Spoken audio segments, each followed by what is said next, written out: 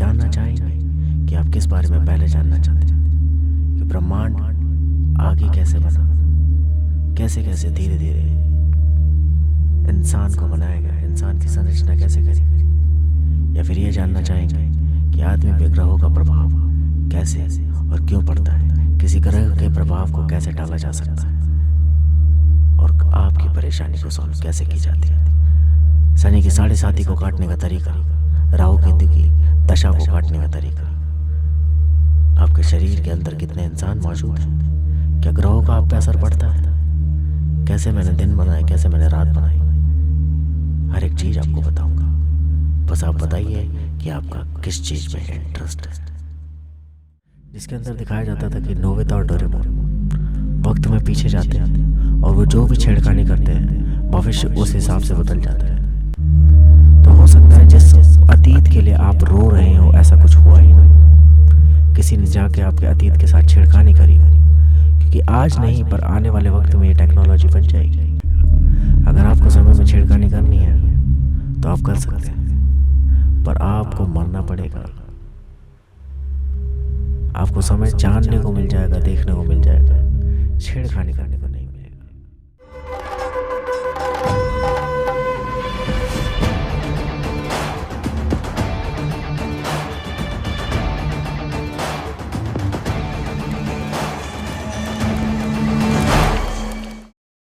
आइए फिर वहीं से शुरू करते हैं जहां से हमने छोड़ा था, कि इस ब्रह्मांड की संरचना में 3 लोगों के बाद क्या हुआ। तो जब वो 3 हो पाए तो उन्होंने अपने आप को 4 हिस्सों में भी बांटा कि मैं जब 3 हो सकता हूँ तो मैं 4 भी हो सकता हूँ। अपने ध्यान से उन्होंने अपनी सोचों को काबू में किया, अपने आप को 3 से 4 हिस्सों में बांटा। उन्होंने सोचा मुझे अलग अलग डायरेक्शन में जाकर ढूंढना होगा, शायद मुझ जैसे और कोई मिल जाए। उन्होंने अपने आप को 4 हिस्सों में बांट लिया और अपने 4 दिशाओं में जाना शुरू कर दिया, अपने आप को स्ट्रेच करना सीखा।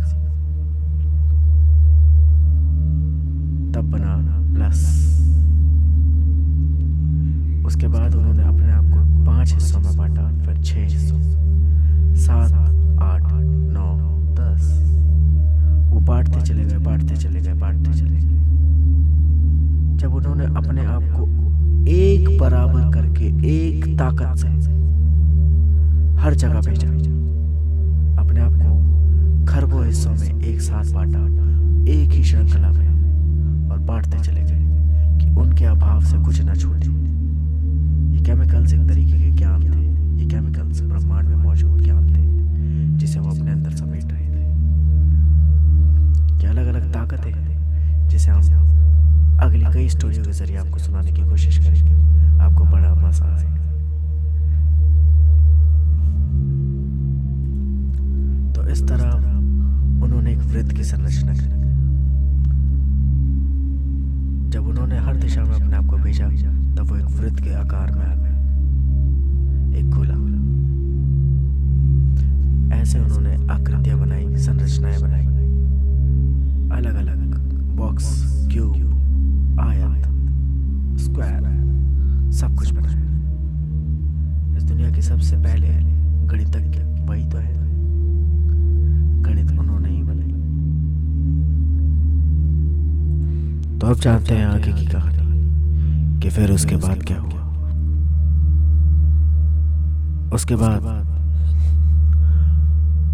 उन्होंने जाना कि उन्हें पहाड़ ढूंढने की जरूरत नहीं। उन्होंने जाना कि जितने भी तत्व हैं ये सब सजीव हैं, बस ये अपने आप को आइडेंटिफाई नहीं कर पाए। आज तक इन्होंने जाना ही नहीं कि ये है। इन एलिमेंट्स को आइडेंटिफाई करने वाला पहला एलिमेंट है अल्लाह, जिसका कोई आकार नहीं, जो न दिखते न बोल सकते। जितने भी रास्ते में लोग उन्हें मिले उनकी ताकत इतनी महान है कि वो सबको खा गए। वो इतने शक्तिशाली थे। इस ब्रह्मांड का सबसे शक्तिशाली जीव, अदृश्य जीव, वो है अल्लाह, जिसे आप आत्मा भी कंसीडर करते हो। तो क्या अल्लाह रोशनी है, प्रकाश है? नहीं, अंधकार है अल्लाह। करके आप अल्लाह में लीन हो जाते हो। जैसे ही आप आंखें बंद करते हो, आपकी आंखों के सामने अंधेरा छा जाता है और उस बंद आंखों के अंदर आप कुछ भी देख सकते हो, कुछ भी कल्पना कर सकते हो। किसी को मार सकते हो अपनी यादों में, अपनी आंख बंद करके केवल आपको सोचना। किसी को जिंदा कर सकते हो। आप किसी भी इंसान से बात कर सकते हो आंखें बंद करके, जो है या नहीं। आप मानना चाहो तो मान लो कि ये सिर्फ आपकी कल्पना है, पर भगवान की भी तो आप सभी कल्पना ही है। भगवान ने इतना सब खोजा। भगवान ने देखा कि हर दिशाओं में मैं फैल सकता हूँ और मैं अपने आप को अपनी सोच में भी लेके जा सकता हूँ और रियल लाइफ में भी अलग अलग जगह लेके जा सकता हूँ। उनके यहाँ पे कोई टाइम नहीं है, उनके यहाँ कोई टाइम डायमेंशन नहीं है। भगवान का वक्त रुका हुआ है, वहाँ कोई टाइम नहीं है। भगवान के यहाँ कोई समय नहीं होता। तो फिर ये समय की उत्पत्ति कैसे हुई, समय कैसे बना? आइए अब हम जानते हैं। समय ऐसे बना जब भगवान ने अपने आप को जानने की कोशिश करी, अपने आप को अतीत में लेके गए, अपनी ही सोच के अंदर। समय आपकी सोच में होता है। ये एक ऐसा एलिमेंट है, ये भी एक एलिमेंट है जो आपको अतीत और भविष्य में ट्रैवल करवा सकता है। ये एलिमेंट के जरिए ही भगवान ने पहली बार अतीत में खुद को लेके गया। अतीत में केवल आप अपनी यादों में ही जा सकते हैं, भविष्य में भी केवल आप अपनी यादों में ही जा सकते हैं। आंखें बंद करके ही भविष्य में जाया जा सकता है। इस दुनिया में केवल एक ही चीज़ सच है, वो है वर्तमान। आपके भविष्य और आपके अतीत को कभी भी बदला जा सकता है। उसे बदलना बहुत आसान है भगवान के लिए। आपको कुछ कार्टूनों के जरिए इसे समझने में मदद मिलेगी। डोरेमोन करके एक कार्टून आता था जिसके अंदर दिखाया जाता था कि नोबिता और डोरेमोन वक्त में पीछे जाते हैं और वो जो भी छेड़खानी करते हैं भविष्य उस हिसाब से बदल जाता है। यदि वो अतीत के अंदर अपनी कोई चीज़ छोड़ के आ जाते हैं तो वो चीज़ भविष्य में ऑटोमेटिक आ जाती है, भविष्य बदल जाता है। सबको वही याद रहता है। अगर वो अतीत में जाके अपनी फ़ोटो खिंचवा लेंगे तो भविष्य में वो फ़ोटो और वो मेमोरी सबको याद होगी कि ऐसे ऐसे करके हुआ था, एक नया भविष्य लिख जाता है। तो हो सकता है जिस अतीत के लिए आप रो रहे हो ऐसा कुछ हुआ ही नहीं, किसी ने जाके आपके अतीत के साथ छेड़खानी करी, क्योंकि आज नहीं पर आने वाले वक्त में ये टेक्नोलॉजी बन जाएगी जिससे आप अपने अतीत में जाके ट्रैवल करके छेड़खानी कर सकते हैं। पर ये टेक्नोलॉजी बनाना आपको भगवान बनाने बराबर है। यदि सबको भगवान बना दिया गया तो एक चीज़ गलत हो जाएगी, आप समय में छेड़खानी कर पाएंगे और आपको मज़ा नहीं आएगा। अगर आपको समय में छेड़खानी करनी है तो आप कर सकते हैं, पर आपको मरना पड़ेगा। आपको समय जानने को मिल जाएगा, देखने को मिल जाएगा, छेड़खानी करने को नहीं मिलेगा। क्योंकि आप सब मेरा ही हिस्सा है, आप मेरी कहानी खराब नहीं कर सकते। आप सब केवल मेरी सोच में चल रहे हैं। चलिए फिर भी बताते हैं कि यदि आने वाले वक्त में इंसान सीख गया कि अतीत और भविष्य में छेड़खानी कैसे करता है, तो हो सकता है कि कोई इंसान इस वक्त भी अतीत में आके बार बार आपके अतीत में छेड़खानी करता हो, जिससे आपका फ्यूचर खराब हो जाता है। इसलिए आपको कभी भी अपने अतीत को लेके नहीं रोना चाहिए, क्योंकि कोई भी अतीत सच्चा नहीं है और किसी भी इंसान का एक भविष्य नहीं होता है। तो इसलिए इस दुनिया में जितने भी ज्योतिषी हैं और जो बताते हैं कि बेटा ये तुम्हारे भाग्य में ये लिखा है, ये लिखा है, ये होगा, समझ लेना उसने बताया तो एकदम सच है। ऐसा किसी न किसी यूनिवर्स में हो रहा होगा, क्योंकि भगवान ने अगर ये सोचा है तो भगवान पूरा कर रहे हैं। चलिए मैं आपको भगवान का पूरा गेम बताऊंगा, जिससे आप समझ जाएंगे कि आपका क्या रोल है और भगवान गेम कैसे खेलते हैं। आप सब वो इंसान हैं, भगवान आपको लाखों करोड़ों बार लिख चुका है और इस वक्त भगवान आपके साथ बैठ के अपना ही मैच देख रहा है। भगवान ने आपकी हर एक थॉट को एक डायमेंशन बना के उसे लिख दिया है। आपकी धरती आप किस डायमेंशन में लेके जाते हैं वो डिपेंड करता है आपके ऊपर। आपको मैं भविष्य की कलम पकड़ा सकता हूँ, आप अपना भविष्य खुद लिख लेंगे। चलिए मुझे नहीं लगता अभी आप उसके लिए तैयार हैं। इससे कुछ पाठ के बाद हम भविष्य की कलम आपके हाथ में देंगे, जिससे आप अपना भविष्य खुद लिख पाएंगे। उससे पहले हम बाकी चीज़ों के बारे में बात करते हैं। तो भगवान ने जाना कि जितने भी एलिमेंट मैंने खाए थे ये सब जिंदा है, बस ये सब अपने आप को आइडेंटिफाई नहीं कर पाए। इसलिए भगवान ने उन्हें आइडेंटिफाई किया, उन्हें बताया कि तुम जीवित हो, तुम मुझसे अलग हो, मुझ में से अलग हो जाओ और एक अलग दिशा में निकलो।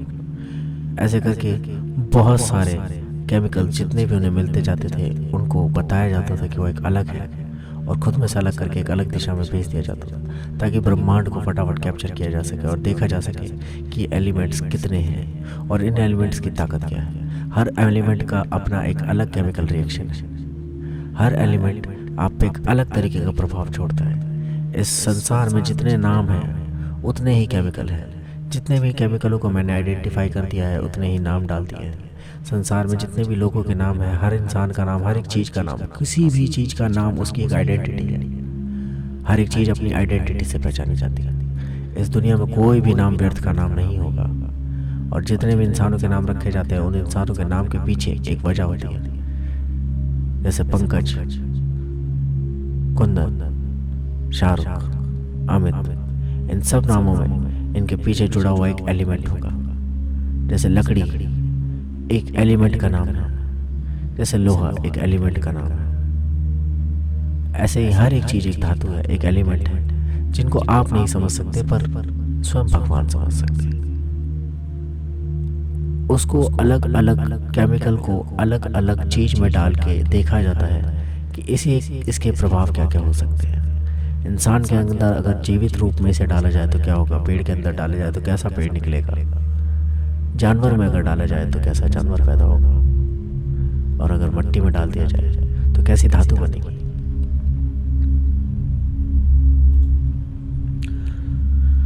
तो मैंने क्या किया, मैंने इन केमिकलों को उठाया, सबको जिंदा किया, इनके बारे में बताया, और उसके बाद मैंने लेके घूमने लगा गोल गोल। हमारे को एक जैसे केमिकल भी बहुत सारे मिले।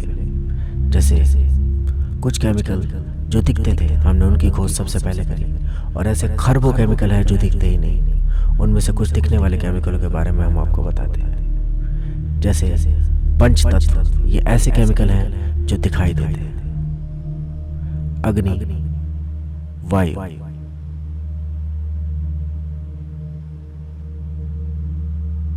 जल, धरती और आकाश, पंचतत्व, जिससे आपका शरीर बना है। तो आप अपने आप को भगवान बोल सकते हैं, क्योंकि भगवान पंच तत्वों का नाम है, क्योंकि आप सभी पंच तत्वों से बने। दरअसल ये उस युग की कहानी है जब मैंने आपको बताया कि आप पंच तत्वों से बने। ये 5 तत्व सजीव रूप में आपको दिखाई देते थे और आप इन्हें ही सबसे पहले आइडेंटिफाई करते थे। उस जमाने में बाकी चीज़ों की खोज नहीं हुई थी, न बाकी चीज़ों को नाम दिए गए थे, तो इसलिए शरीर को पंच तत्व ही बता दिया गया। जबकि इस दुनिया में जितने भी केमिकल, जितने भी एलिमेंट, जितनी भी चीज़ें मौजूद हैं, सब आपके अंदर मौजूद है। इस सृष्टि में कोई भी तत्व, लोहा हो, फाइबर हो, प्लास्टिक हो, हर एक चीज़ आपके अंदर मौजूद है, आपकी बॉडी में, पर उसकी मात्राएं अलग अलग है। ये मेरा बेस्ट एक्सपेरिमेंट है जो मैंने हर एक चीज़ को एक इक्वल मात्रा में डाल के इस शरीर को बनाया। मैं एक बहुत बड़ा साइंटिस्ट हूँ। सबसे पहले रोबोट मैंने बनाया था। इंसान मेरा ही बनाया हुआ एक रोबोट है, क्योंकि मेरा कोई आकार नहीं था। मैंने सारे एलिमेंट्स को उठाया और मिलाया और उसे घुमाया, गोल गोल घुमाया, गोल गोल घुमाया, गोल गोल घुमाया, अलग अलग डायरेक्शन में, अलग अलग शेप में। मेरी फाइनल शेप थी गोलाकार बॉल। मैंने सारे एलिमेंट्स को पकड़ के एक बॉल के अंदर डाला, उनके बाहर एक लेयर बनाई, वो थी मेरी खुद की लेयर, जिसके अंदर वो घूम रहे थे। बहुत तेज घुमाया, बहुत तेज घुमाया, बहुत तेज घुमाया, सारे एलिमेंट्स आपस में मिल गए। जैसे कंप्यूटर के अंदर 2 चीज़ें होती है, कुछ सॉफ्टवेयर होता है, कुछ हार्डवेयर। हार्डवेयर वो होते हैं जैसे छू सकते हैं, दिखाई देने वाले केमिकल्स, जिन केमिकल्स को टच किया जा सकता है, पर ऐसे खरबों केमिकल्स हैं जिन्हें देखा नहीं जा सकता। तो वो सारे केमिकल्स आपस में मिलने लगे, उनकी क्वांटिटी बढ़ने लगी। जितने ज़्यादा वो आपस में मिलने लगे उतना ज़्यादा दिखाई देने लगे। जब बहुत सारे धूल के कण आपस में मिल गए उसी एक गोले के अंदर, जहां पे कुछ भी नहीं था, जिन्हें मैं सबको लेके घूम रहा था अपनी एनर्जी से, वो सारे कण आपस में मिलकर दिखाई देने लगे। मैं उस गोले को लेकर पूरे ब्रह्मांड में घूम रहा था और जितने भी केमिकल थे आपस में मिल रहे थे। इस दुनिया की सारी धूल मैंने उस गोले के अंदर लपेट ली। उस गोले के अंदर आने का तो सिस्टम था, पर जाने का सिस्टम नहीं। कुछ टाइम बाद मैंने देखा वो गोला विजिबल होने लगा। वो मिट्टी ऐसे ही घूमती रही और ब्रह्मांड से डस्ट इकट्ठा करती रही। मेरा सबसे पहला गोला, वो मिट्टी बहुत तेज घूमने लगी। उस मिट्टी में तेज घूमने से हमने पहले एलिमेंट की खोज करी, वो थी मिट्टी। उसके बाद धूल और तेज घुमाने से, गति से, गुरुत्वाकर्षण, घर्षण, सारी गतियों की वजह से वो गोला गर्म होने लगा। ऐसी कोई गति नहीं थी, पर अब जब भी किसी चीज को घुमाओ, ज्यादा तेज घुमाओगे तो वो गर्म होने लगती है। जब वो गर्म हुई और क्योंकि वहां पे बहुत सारे एलिमेंट्स थे तो बादल टाइप के बन गए। हमने दूसरे एलिमेंट की खोज करी, बहुत सारे केमिकल एलिमेंट्स आपस में मिल गए जिससे बादल टाइप का बन गया, हवा सी बन गई। जो एलिमेंट्स थे, बहुत सारे एलिमेंट धूल के रूप में मौजूद थे, जो अपने आप में एक ठोस रूप ले रहे थे धीरे धीरे, और हवा और धूल का वो एक बादल बना, जिस बादल से दूसरे एलिमेंट की खोज हुई। वो एलिमेंट थी बिजली।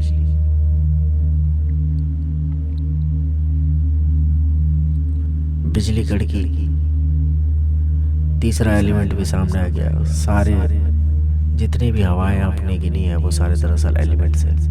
H2O, hydrogen, oxygen, carbon dioxide, ये सारे एलिमेंट आपस में टकराने लगे। इन एलिमेंट तो उसमें मिल के कुछ चीज़ें मिली जिससे धूल बन गई, कुछ चीज़ें मिली जिससे हवा बन गई, कुछ चीज़ें मिली जिससे पानी बन गया। ये सारे एलिमेंट हवा में इधर उधर बस डोलते जा रहे हैं, क्योंकि ये सारे एलिमेंट सजीव है, बहुत तेज भागे जा रहे हैं। ये एलिमेंट्स आपसे टकराते हैं भागते तो आपको फील होता है हवा चल रही है, क्योंकि ये बॉडी आपकी बहुत सारे एलिमेंट्स अपने अंदर कैच कर लेती है। पर अगर आपका कोई रूप नहीं होगा तो एलिमेंट्स ऐसे ही निकल जाएंगे, आपको हवा महसूस ही नहीं होगी कि इस दुनिया में हवा भी है। हवा को महसूस करने के लिए आपको एक बॉडी चाहिए। तो एलिमेंट्स आपस में टकराए, जैसे ही H2O हुए वैसे पानी की बूंदें बनने लगी, पानी बन गया, बारिश होने लगी, पानी इकट्ठा होने लगा। धूल की एक सतह और पानी दोनों आपस में टकराने लगे। ये संसार पहले जलमग्न हुआ, फिर जल ने धूल को भी नीचे बिठाया और अपने साथ लेके चली गई। तो धरती में, पानी के अंदर धरती भी बनने लगी, ठोस हिस्सा। धीरे धीरे वो कण आपस में मिलते इकट्ठे होते लैंड बनने लग गए। बड़े बड़े धरती के टुकड़े, मट्टी के टुकड़े सामने आने लगे। उसके बाद और तेज घुमाया, घूमते रहे सारे तत्व, आखिरी में एक तत्व खा गया। बहुत तेज घूमने के कारण हम अपनी स्पीड बढ़ाते जाते। जब हम बहुत तेज गति में घूमने लगे तब एक खतरनाक केमिकल पैदा हुआ, फायर। जब हमने गति बढ़ाई, कंसंट्रेशन से हमारी गति बढ़ी, हमारे नियमित ध्यान लगाने से हमारी गति बढ़ती गई, और वो इतनी गर्म हो गई कि आग निकलने लगी। सारा पानी सूखने लगा, धरती गर्म होने लगी। धरती गर्म हुई और मिट्टी आग में तब्दील हो गई। मिट्टी जलने लगी, सारा पानी भाप बन गया, सारे एलिमेंट्स अलग हो गए। केवल धरती एकमात्र सॉलिड एलिमेंट जो उस आग को झेल पाया,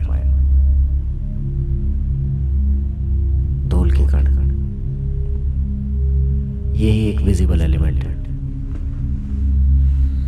जिसके अंदर लाखों एलिमेंट्स और भी मिले हुए हैं। लोहा, हर चीज ये अपने अंदर मिला के उस एलिमेंट को बर्बाद कर देता है।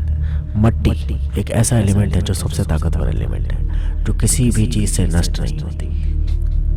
ये एलिमेंट ब्रह्मांड में बिखर जाता है और वापस उग जाता है। ये हर एलिमेंट को तोड़ सकता है, हर एलिमेंट को खा जाती है मट्टी। पर इस मट्टी को भी अगर कोई उस पे भी जमा पाया, वो थी फायर, वो जलती रही निरंतर, पर मट्टी को हरा नहीं सकी। यदि इस दुनिया का सबसे पावरफुल एलिमेंट अगर देखा जाए तो वो है फायर, क्योंकि भगवान ने पाया कि ये फायर और कुछ नहीं मेरा ध्यान है। जब मैं अपनी सबसे शक्तिशाली रूप में होता हूँ तब मैं फायर होता हूँ। आग का एक गोला जिसे आप सूरज कहते हैं, ऐसे लाखों सूरज बना दिया है उसने अपने आप को ध्यान में रख के। ये था ब्रह्मांड का सबसे पहला सूरज, सबसे पहला प्रकाश का कण, जिसकी शुरुआत कुछ इस तरीके से हुई। और इसी प्रकाश को हम विष्णु के नाम से भी जानते हैं। और इस प्रकाश को आप शिव भी कह सकते हैं। वैसे देखा जाए तो प्रकाश विष्णु है। अगर आप ब्रह्मांड को शिव, अपनी आइडेंटिटी ब्रह्मांड को मानते हैं, ब्रह्मांड मानता है कि अगर मेरे को आइडेंटिफाई किया जाए तो मैं हूं शिव, तो शिव हुए अंधकार और विष्णु वो हुए प्रकाश। ब्रह्मांड ने अपने आप को एक से दो कर लिया प्रॉपर, पूरी तरीके से। एक और जीता जागता एलिमेंट बना लिया, वो था सूर्य, एक गर्म दूसरा तत्व अग्नि। क्योंकि यदि अग्नि तत्व बुझ भी जाए तब भी एक और तत्व है, शक्तिशाली तत्व, वो है स्वयं अल्लाह, एक ना दिखने वाला जीव जिसने सबको इकट्ठा किया और ये सब कुछ कर रहा था। इस ब्रह्मांड का सबसे समझदार जीव, एक दूसरा परजीवी जो बहुत समझदार है और अग्नि को भी मिटा सकता है। तो इस दुनिया में विष्णु भी मिटाए जा सकते हैं और विष्णु लाखों बनाए जा सकते हैं। विष्णु को मिटाना और बनाना शिव के बाएं हाथ का खेल है, जिसे वो कभी कभार दाएं हाथ से खेलते हैं। इसके आगे हम जानेंगे ग्रह दशा। ग्रहों के बारे में आपको बताया जाएगा। आपने देखा किस तरीके से प्लेनेट बने। अब एक प्लेनेट तो आपने बनता हुआ देख लिया, अब आपको सारे प्लेनेट समझाएंगे कि उसके बाद सारे प्लेनेट कैसे बनाए, क्यों बनाए, इंसान को कैसे धीरे धीरे मट्टी में से निकाला गया। ज़्यादा डीप जानना चाहेंगे या फिर आप जानना चाहेंगे बीच में इंसानों की प्रॉब्लम जो पंडितों ने आजकल डाल रखी है? ग्रह दशा, शुक्र शनिचर राहु केतु यदि आपके खराब है तो आपके साथ बुरा होगा। क्या हमें किसी भगवान की पूजा करनी चाहिए? क्या इंद्र, शनि, राहु केतु, शुक्र, यम, इनकी पूजा करनी चाहिए? कौन है ये, कहाँ है ये लोग, इनके प्रभाव कैसे पड़ते हैं? और साक्षात शिव कहाँ है? इस संसार का सच कौन सा है? क्या आपको भगवान को बाहर ढूंढना चाहिए? क्या आपको सृष्टि को बाहर देखना चाहिए? यदि आप ब्रह्मांड को देखना चाहते हैं ना, वो कितना खूबसूरत है, तो वो आपके अंदर ही है। बाहर जाइए, क्योंकि आप बाहर नहीं जाएंगे तो उसे एक मिथ्या मान लेंगे, झूठ मान लेंगे। ब्रह्मांड तो मैं आपको आपके मन में ही दिखा सकता हूँ, आपको कहीं जाने की जरूरत नहीं। पर बाहर एक बार जरूर देख लीजिएगा, वरना आप सोचेंगे सब झूठ है। चलिए इस कहानी को आज यहीं विराम देते हैं।